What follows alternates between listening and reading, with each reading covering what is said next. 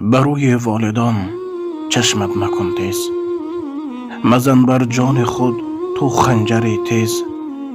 که بود آن مادری بیچاره غمخوار، پدر بود روز و شبها اسبه کار.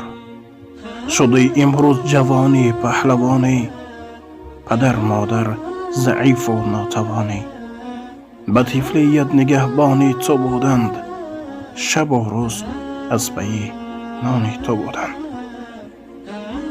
خداوند متعال پدران و مادر هر یک ما و شما را در حفاظت خودش نگه دار و گذشتگان را رحمت و مغفرت شایسته جنت گرداند.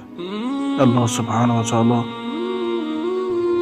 همه پدران و مادرانی که نیت خیری در دل دارند جامعه عمل گرداند. و السلام علیکم و رحمت الله و برکاته.